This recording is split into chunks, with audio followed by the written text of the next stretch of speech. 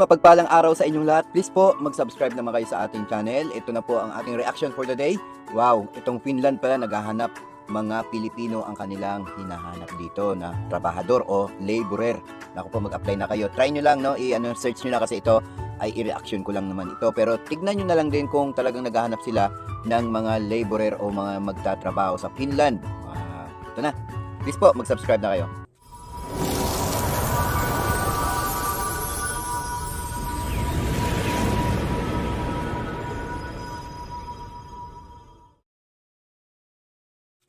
Finland desperately needs 2 million Filipinos Oh, 2 million. right now, Right now. but it's not what you think. In this video, we'll uncover the real reason why Finland really needs Filipinos. Imagine this. You live in a country that's known for its pristine nature, top-tier education system, and peaceful way of life. Oh, But beneath the surface, something crucial is happening. talaga? Finland, one of the happiest nations on earth, is facing a major crisis. What crisis, you ask? It's labor shortage. A crisis so severe that the country is willing to pay Filipinos 90,000 pesos just to come and work there. Oh. Now I know what you're thinking. Why in the world would Finland need to pay Filipinos that much money? What's happening? Pilipino yung hinahanap nila sa Finland. Napakaganda ng nila, opportunity na yan, no? Pilipino. What's happening? Is this a great opportunity for Filipinos? Yan, oh. Or is there something deeper happening in Finland that's driving them to make this Filipino? offer? Well, buckle up, because this is just the tip of the iceberg. Di pa lang yan. Over the next few minutes, I'm going to take you on a journey that will answer Talaga? all of these questions and much more. Let's break this down step by step. Finland is in a bit of a bind. Their population is aging fast. It's one of the most rapidly aging countries in Europe. Oo, talaga. By 2030, nearly 25% of Finland's population will be over the age of 65. Oh. That means fewer workers and more retirees. And what happens when the So, ibig sabihin ko, konti lang yung mga manggagawa nila, no? Kaya naghahanap sila ng mga Pilipino. Ayan na, opportunity na to. Basta i-search mo lang, i-google nyo lang kung talagang pwedeng mag-apply ngayon, no? Ngayon talaga ito kasi 2025, no? Diba? Try when nyo there lang. aren't enough workers to support the economy, you get a serious labor shortage. Now you might be wondering, so why not just recruit from other countries within Europe? It's not that simple. Many European countries like Finland have been facing similar demographic problems.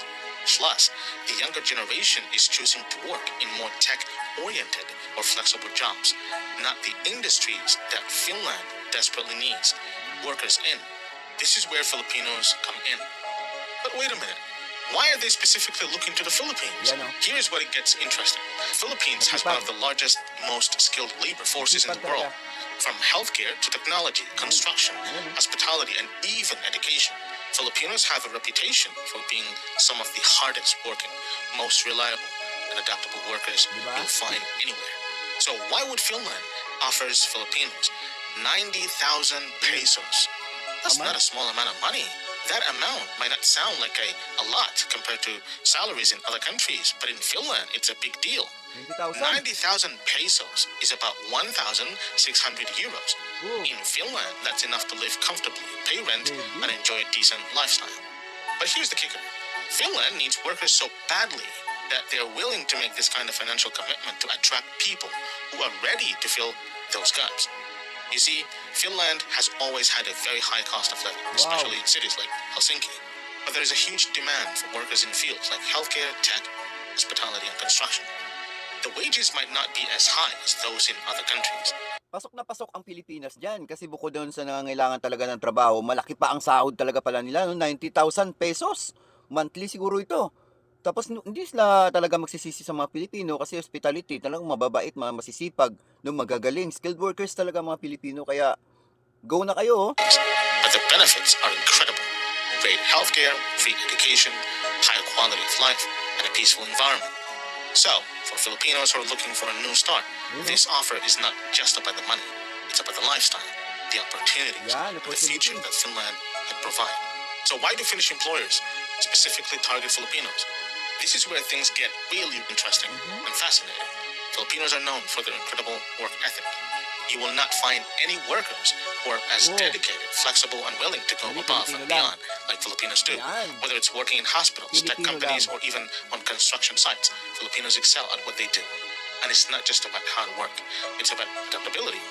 Filipinos have a unique ability to integrate into different cultures and environments.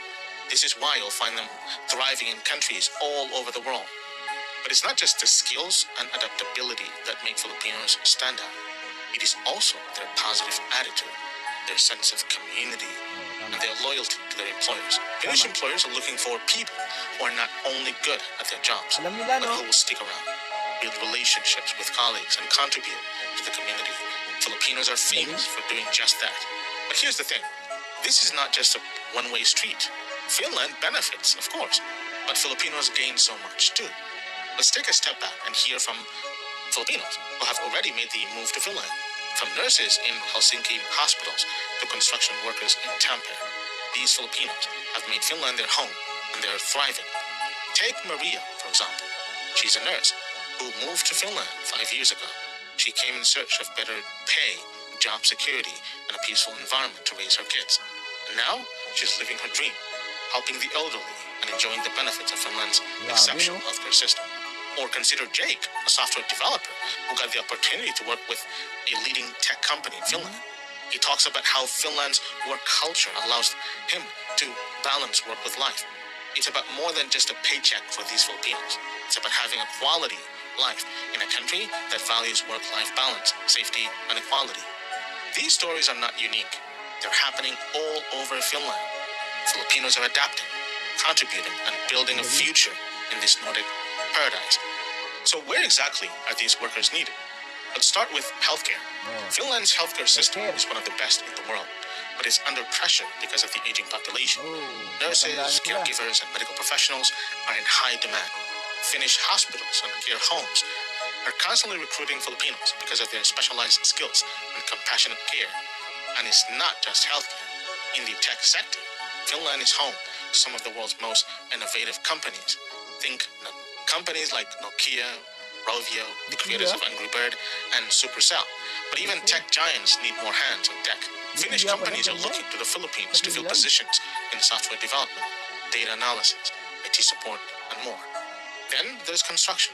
Finland's booming real estate market and infrastructure projects are fueling a need for skilled workers in construction and engineering. Yung pala, no, dahil sa mga mabilis tumanda, o di kaya mga matatanda na yung mga workers nila dyan, kaya kailangan na nila ng mga mas bata, no?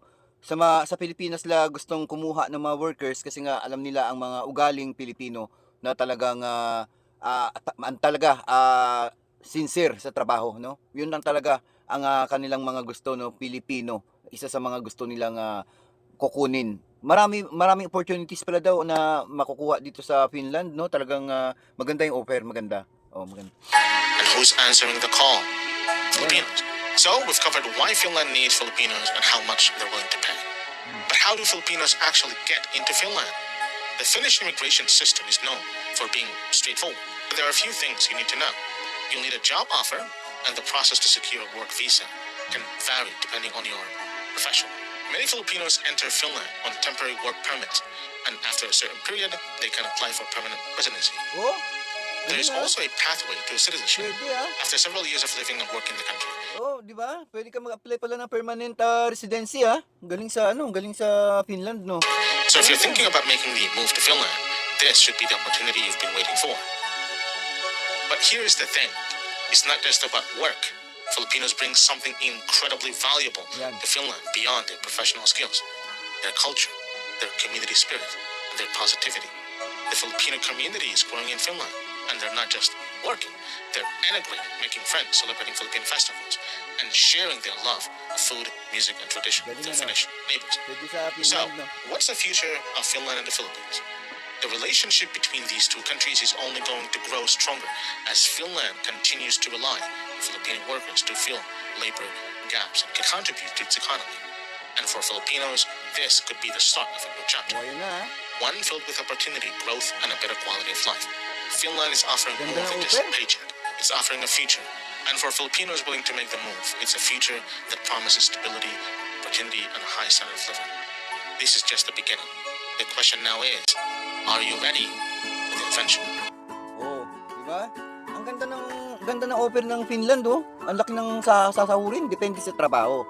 Pero ang laki ng sasahurin, no? At saka pwede ka palang mag-apply ng permanent residency sa Finland. Ayun, ang distrito. Pero bago tayo dito mag-step sa Finland, i-search nyo rin muna, no, kung totoong nangangailangan sila ng mga skilled workers ng mga Pilipino. Kasi nga, unang-una, kulang na sila ng mga manggagawa dahil matatanda na.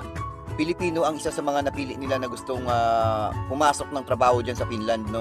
Dahil ang ganda nga ng offer nila. Pero kung gusto nyo, no, lalong-lalo na sa mga healthcare, yung mga nursing dyan, mga nursing, gustong mag-abroad, no? Search nyo muna kung totoo talaga, no? Pumunta kayo ng DFA, pumunta muna kayo doon, tapos titignan nyo kung nangangailangan nga talaga sa Finland ng mga Pilipino na skilled workers. No? Naghahanap sila kaya mataas ang pasahod. Tsaka itong lugar na to parang masayahing lugar to, no? Masayang lugar to, ang Finland. No? I-search nyo pa rin kung talagang nangangailangan sila ng mga Pilipinong manggagawa. Yan. Kung ikaw ay isang Pilipinong manggagawa, please comment down below kayo kung gusto nyo mag-apply. Punta kayo sa DFA, no? I-search nyo muna doon kung sure talaga at kung magkano ang sahod sa bawat trabaho na inyong papasukin. At syempre, safe pa rin kailangan natin dyan. At comment down below kayo, like, at subscribe po. Kunti lang po nagsasubscribe, kaya sana mag-subscribe na kayo. Tulungan nyo po ako na mapalago ang ating channel. Maraming salamat. Ito po ang Wow Philippines. Yan, maraming salamat.